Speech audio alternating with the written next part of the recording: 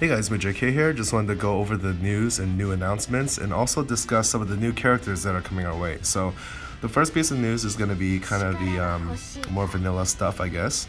The new story quest, Chapter 2, Episode 4, Act 1 is coming out, and of course, this will continue the storyline with Edgar and everything.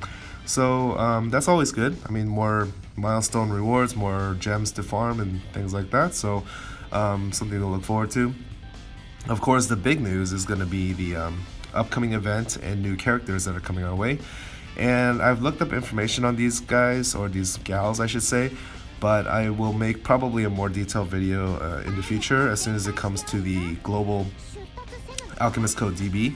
Right now I just had to look up the stuff on JP, but I can't really do that on my recording device or anything, so I'll just talk about what the most important points are for now. So it's going to be a For Whom the Princess Weeps event. I think this is actually Phantom of the Kill, but they're not really calling it a collaboration, which, correct me if I'm wrong, if it's not Phantom of the Kill, I don't know, but I think this is a very interesting development because basically it's showing us that despite Phantom of the Kill kind of going under in global, they're still going to release this kind of content to us. They're still going to give us the characters.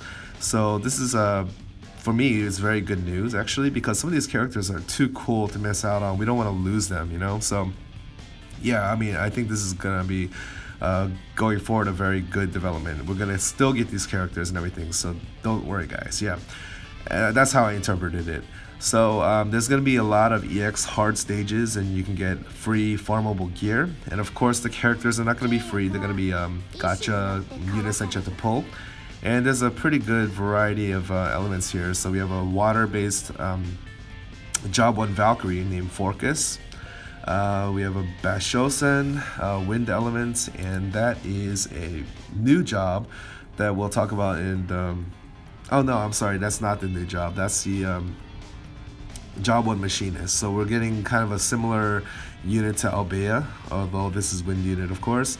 Sakura is a fire unit who is actually going to be our first, I don't know if they're going to call it this in global, but it's going to be our first fencing master. And this is the job that actually is the main job for Setsuna. And if you know anything about JP in the future meta or whatever, she's considered a very, very elite top tier unit in the future. Setsuna's a wind unit, but what makes her so good is that fencing master is a very good job, but she also has the ability to like charge up before she can do these moves, which Sakura will not have, but just the fact that she has fencing master is going to be very good.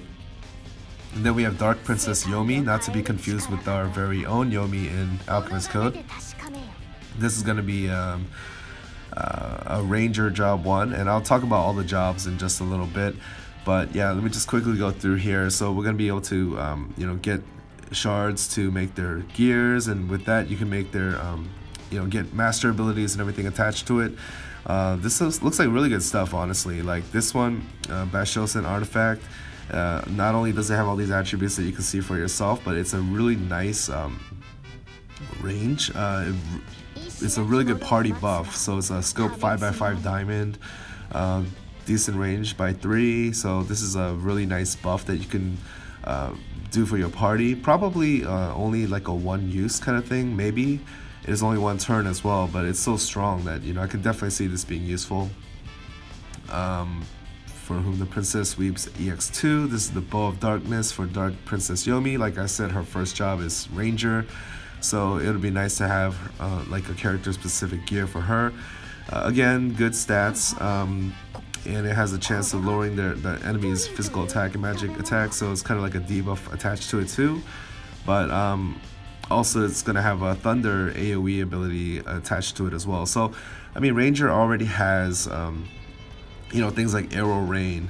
I think the other one's called Y Barrage, I'm not sure, but, it still has that AoE, of course, and that would be Dark Element attached to it because it's, Dark Princess Yomi. But this allows you to, better target water units or enemies by inflicting thunder damage. So this kind of gives her a little bit of elemental flexibility. Pretty cool stuff. The X3, this is going to be Forcas' Hell Lance. Again, good stats and everything. Has a chance of debuffing defense, and it's a 5-hit damage on target enemy units. 9x9 diamond. Wow. Um, wow. 5 hits too. So I mean, not really sure how exactly these multi-hit attacks are, like how important it is or how good it is. I mean, it could just be that each hit's a lot weaker, you know. But I'm sure there'll be uses for that, especially if even if it's like a 5 HP enemy and each hit does 1 HP, you know, you're getting a little bit of extra utility on this attack here. So 9x9 diamond, I don't even need to explain how good that is. That's really crazy. EX4 Sakura Blade, this is gonna be the sword specifically for fencing master, I guess. I don't know if that's equipable by different jobs, I'm not really sure, but this one does have a 5x5 diamond support ability that basically increases allies P attack and magic attack by 50% and jewels obtained by 15, which is crazy. So yeah, I mean, even if it's for one turn, getting extra like jewels by that much, 15, that's pretty insane. So yeah, if you just do that on your party members and bam, like everybody's just generating jewels like crazy, I can see that being useful for sure. So, you know, these are very interesting gears that you'll definitely want to farm up. Even if you don't get the characters, you might want to get it just for later. And then we're also going to have event limited gear, battlefield drama. I don't know if this is okay, so this is not character specific, but it can basically, you want to use it on female units because the ability attached to it only works for the ladies. So yeah, increases magic attack agility for 3 turns. Again, a big scope. Lots of like cool support abilities attached to these things, so pretty crazy stuff. And then of course we'll get like, you know, gems and rainbow shards and those kinds of things. Very cool stuff here. Also getting some summon tickets, so that's nice, you know, like if you do happen to pull some of these characters, you have a way to possibly get some extra shards and limit break them and everything, so that's really nice to have. But let's go back to the characters and just quickly go over their jobs and how good they might be, how to build them and so forth. So Forcas is a water unit and her first job is Valkyrie, so she'll, you know, basically be like what's her name, Tiona, but of course water element. So what's notable about her is that her first 2 jobs are Valkyrie and Spearman. So you know, Valkyrie on its own is usable already, but if you can get her up to job 3, which is expensive, of course, you of course can use her as a water holy brawler if you want to, or you can use her as a Valkyrie and use that sub skill or ability set to do sharpening focus, and then you can follow up with really powerful Valkyrie attacks. So that's a really good unit there. Lots of damage potential. I would say maybe it's not quite as good as like Zangetsu. Like a Dragon Cavalier probably has better offensive capabilities than a Valkyrie does, but you know, it's pretty much on par with that. And Valkyrie's, you know, doesn't have that huge agility penalty. Well, actually, you know, neither does Dragon Cavalier. That comes with a samurai passive for Zangetsu, so I don't know what I'm talking about here, just ignore that. So it's going to be kind of like that, like we just charge up or do sharpening focus and you follow up with a really good attack. And Valkyrie has some AoE, it has like the straight line thing too, so really good unit there, at least from what I can tell. Bashosen is very much like Albea. So first job is Machinist, second job is Ninja, third job is Sniper. So yeah, this will be our second win Sniper. Although, yeah, I mean, obviously the jobs are different from like Elmira, but yeah, this is like a really nice machinist to have. Of course, we want to get different jobs for different elements and, you know, cover every possible scenario, especially for the tower. But yeah, I mean, there's not really much to say. You already know how good machinists are. You already know how good snipers are. So this is a cool job. Even if you can't get up to sniper, I mean, just having machinist. And then, you know, maybe Ninja job 2 with the extra mobility, you know, there's some good build possibilities there already. So good unit there. This is a very good banner overall, if they do come with the same banner. Sakura, again, I said that there's a new job, Fencing Master. I'll go into more detail in a future video, but her job 1 is Fencing Master, job 2 is Ninja. So again, that, you know, Ninja Stealth, passive, until you get up to job 3, maybe you'd want to switch over because job 3 is warrior. And as I mentioned before, especially in my most recent video talking about Dorothea, that warrior passive is so good. Like the HP and the physical attack buffs all in one. It's such a good passive. So ideally you want to get up to job 3. If you have that passive plus like the fencing master capabilities, you're gonna have a really good unit here. Kind of wish it wasn't fire because we already have a lot of good fire units already, especially offensive ones, but it is what it is. But you know, this is gonna give you a preview of how good Setsuna is gonna be in the future.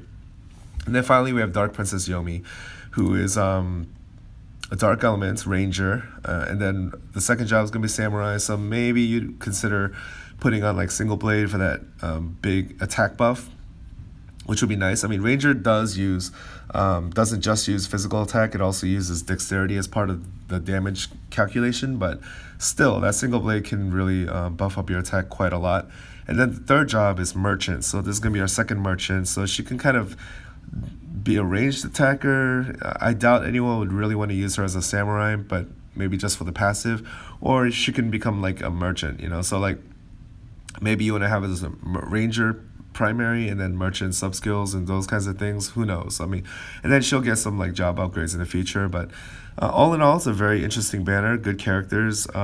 For now, in the current meta, I would say Forcas is probably the best. I don't know about her future viability, but just the ability to do sharpening focus and then follow up with attacks is very good. But if you're excluding like job 3, because you know a lot of people are just never going to get the job 3s for these units. I mean, they're all good. They all have good job 1s, but probably you're looking at Sakura, who's going to be really good with that fencing master job or whatever it's called when it comes to global. And, you know, of course, machinists are always useful, so Bashosen could be good. I know some people still have not been able to grab a machinist, so this is another chance for that. But anyway, I'm going on too long. This is going to be a very tasty banner, so I'm looking forward to it. I did get my Dorothea up to job 3, so which I did not regret, even in light of this banner coming out. But yeah, this is definitely pull worthy, so plan accordingly. And again, I'll make a video in the future, near future, talking in a little more detail. So hope this didn't go too long. Hope I got some good information out there. Let me know if I made any mistakes or if you need to, you know, clarify anything or tell us something interesting. Of course, leave it in the comments. But yeah, hope you guys enjoyed. Take care, guys, and until next time, peace.